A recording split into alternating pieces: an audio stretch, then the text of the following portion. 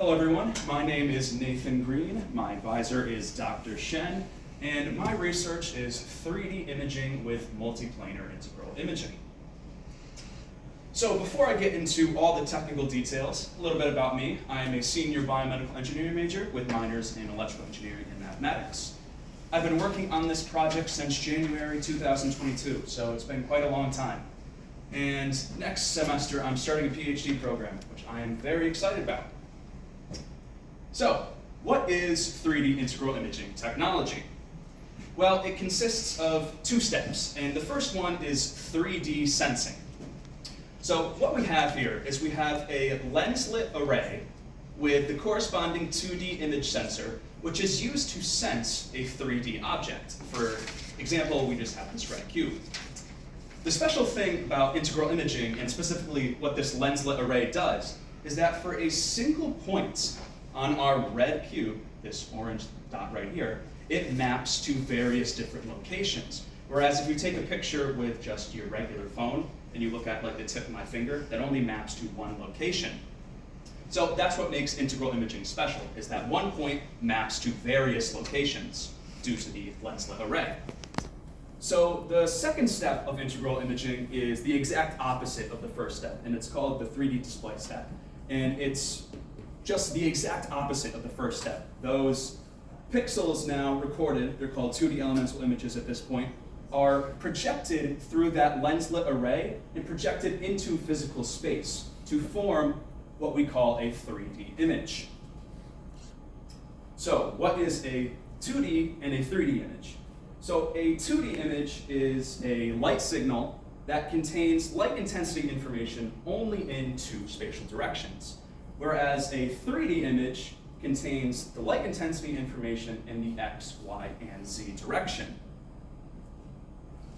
So this brings us to our first question of, does the spatial distribution of the image sensors or the cameras affect the 3D image quality? So right here we have the conventional way of performing integral imaging, where these are the lens-lit arrays and they are distributed in the X and Y direction. And conventionally, there's only one plane of them. So this brings the question, does the spatial distribution matter? And how we tested that was with multiple planes of cameras. The idea here is that uniformly distributing the cameras in 3D space may improve the image quality. So before I talk about that, I need to answer the question, how do we assess image quality? By the power of noise. And what is noise fundamentally? So if we have person A talking to person B and they're trying to say hello, but in the middle of it there's this gigantic noise source screaming goodbye, then when person C is conveying this to person, to person C, the signal is now hello good because it's been so disturbed by this gigantic noise source. When person C is conveying that back to person A, the signal is even more disturbed, and we see that the signal is now completely different from what it was in the beginning. So in technical terms, how we use this is called the peak signal to noise ratio, the PSNR. Said simply, it's how much good information is there with respect to bad information. So this is the simple equation for it: the power of the signal, or the good information, and the power of the noise, or the bad information. And just from this simple equation, you can tell that larger values are better, because that means you have more good information, or less bad information, or a little bit of both. So to test our theory of, is our method better versus the conventional method, these are our experimental parameters. So what we did is we used a 10 by 10 by 1 camera array, so that's the conventional method, and then we used our new method, the 5 by 5 by 4 camera array. And I just want to reiterate, this method now has 5 cameras in the X, 5 in the Y, but then 4 in the Z, whereas the conventional method only has one plane of cameras in the Z direction. If you're curious, these are the optical properties that we used, and we kept everything constant in between trials. So then, at the end of the day, we compared the 3D image quality with the peak signal to noise ratio that I just described. So these are our experimental results. I mentioned in the beginning that integral imaging consists of two parts. So this is the first part. So right here is the conventional method, and right here is our new method. So these are videos, so I'll let them play. So right here, what you're seeing is the 2D images captured in the first step from the conventional method. And you're seeing the various different perspectives from this integral imaging system. So then I'll let this other video play. And to reiterate, once again, the difference between the conventional and the multiplanar method is that the perspectives from this method are now in the X and Y direction, but then also shifted back in the Z direction. So that's the big difference here. So this is the second part of integral imaging. These are the 3D images. And specifically, these numbers right here are called the reconstruction depth. And specifically, when this depth equals the distance to where this object is in physical 3D space, the object will come into focus. So as you see, as this number approaches 1,000, it starts to come in focus, and that's how we know where this object is located in physical space. We'll do the same for our new proposed method. Now, you might not be able to tell any difference between these two things. I mean, our eyes are not good at doing this sort of thing. But this is exactly where the peak signal to noise ratio comes in. It quantifies the quality of these 3D images. So this is exactly what this is right here. So this is the peak signal to noise ratio from the old method and the new method over the entire experimental scene. So if you remember, I told you in the beginning that larger values are better for the peak signal to noise ratio, and that's exactly what we have here, where the blue line is our new proposed method and the orange line is the old method. So we see that the results say that our new method can create 3D images of higher quality in terms of signal to noise ratios. This is the results tabulated if you're interested about the metrics. For the conventional method, the PSNR was about 33 decibels, and for new method it was 38 or 37 decibels, which is a percent increase of about 12.5%. So multiplanar integral imaging can improve the peak signal to noise ratio by about 4 decibels.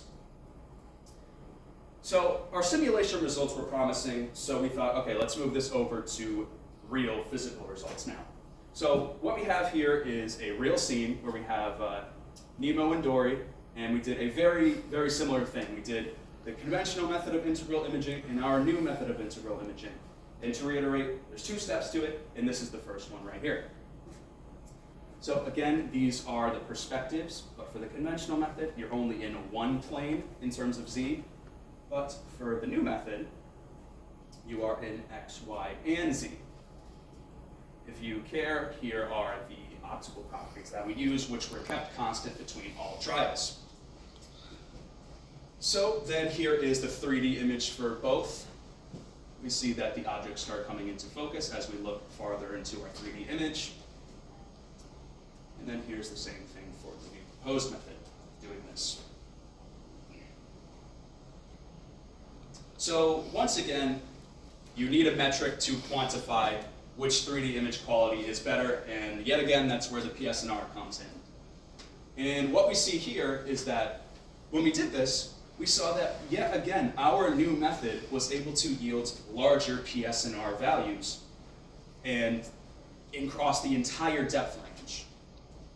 So here we have the same exact results tabulated. Here are the numbers again. The conventional method yielded a PSNR of about 27.5 decibels, and the new method was about 30.5 decibels, which is a percent increase of about 11%. So these results suggest that multiplanar integral imaging can improve the peak signal to noise ratio by 3 decibels. So conclusions thus far. Multiplanar integral imaging can create sharper 3D images. We've proved this with simulated data and with real data. So how can we apply this technology to the real world, that is integral imaging? So one of the major applications we thought of was artificial intelligence. So it's a very hot topic right now. All the companies and all the researchers are using it. So specifically AI object detection algorithms conventionally use 2D images. So our thought was, can we use a 3D image of higher quality to improve the performance of AI object detection algorithms? The idea here is that a better input into the object detection algorithm, at least we hypothesized, would yield a better output. And how are we going to get that better input? With integral imaging. So here are the very basics of AI object detection. So we have this 2D light signal right here. It's a dog, obviously, fed into the artificial intelligence algorithm. And then it yields a prediction of some sort. So it guessed dog, and then it has a sort of a confidence score associated with it. So this all breaks down a little bit when we have noisy images. Specifically, we have this dog here, and our brains can see, oh, that's a dog, we don't even care about the noise, we can see that, we can still quantify what it is. But a machine can't do that. So when you feed this into the artificial intelligence algorithm, you get a prediction. For example, it's maybe piano and it's only 30% confident. So we see here with the noisy image, we get the wrong prediction and a much lower confidence value. So what's the problem? There is too much noise in the input. Well, the first half of this talk, I described using integral imaging to remove noise. So let's take this same idea and use integral imaging to remove these gigantic noise sources. So how this works is we have our 3D image, we have the noise, and specifically we look at the depth of the 3D image where that noise isn't so prevalent anymore. So this is the slice of the 3D image without the noise. So this is our experimental procedure to employ this. We have that same image, which is fed into the 3D integral imaging first, then back into the artificial intelligence algorithm, and then the hypothesis at least is that we can get back the good prediction and the good confidence scores. So before I start showing you the results for this, I need to show you how these AI results are structured. So there's 3 important metrics. Is the prediction correct? So in this example, this is a prediction and it is correct. How confident is this prediction? It's this number right here, so that would be 95% confident. And then does the box actually surround the object? So it's shown here. So again, we did this just like we did our other results. We started with simulation and then with real. So this is AI results with a simulated 2D image, which does not have the power of the integral imaging. So we see when we fed this into the artificial intelligence algorithm, in fact, the algorithm could only recognize the noise instead of trying to recognize the signal, which was the horse in this example. So it only recognized the noise source. However, when we did this exact same thing but using integral imaging first to construct the 3D image, we found that once feeding it into the object detection algorithm, it could in fact recognize the horse. In fact, it did it with 82% confidence. So we see the 3 things: correct prediction, a high confidence score, and the box does in fact surround the object. So we've proved this with simulated data, so let's move on to real data. So in this scene, we have the noise source, which is the plant, and then the signal, which we want to recover, which is this coffee mug. So doing a very similar thing, we see with 2D images, the AI algorithm could not recognize the coffee mug. In fact, it was only able to recognize the noise source. When we did 3D integral imaging first and then fed it into the object detection algorithm, we see that it was able to recognize the cup, albeit with only a 38% confidence score, but these values are much better than the 2D images, which couldn't recognize it at all. So, in conclusion, integral imaging can improve object detection with AI, especially in adverse environments with lots of noise. So application of this, search and rescue in the fog. The fog is essentially another gigantic noise source, and it could improve search and rescue missions for our society. Additionally, facial recognition in a large city. A large city just has a lot of noise, so you could use this technology to improve the facial recognition technology. So our next steps. Can integral imaging improve performance for AI object detection? Yes, it can. We proved that. The first half of this conversation, I talked about conventional integral imaging and then multiplanar integral imaging. And to this point, we've only done the conventional integral imaging for the AI object detection purposes. So our next question is, which method of integral imaging is better? The conventional method or the method I proposed in the first half of this conversation? That is still a point of research for us. So these are references in related publications. Really excited about this one because this is like my first time referencing myself. So yeah, if you're interested, check these out. Special thank you to the University of Hartford Libraries and Honors Program for the Elizabeth Kaplan Award, the NASA CT Space Grant for funding some of our colleagues, and from the Physics Department for equipment and such. Thank you for listening.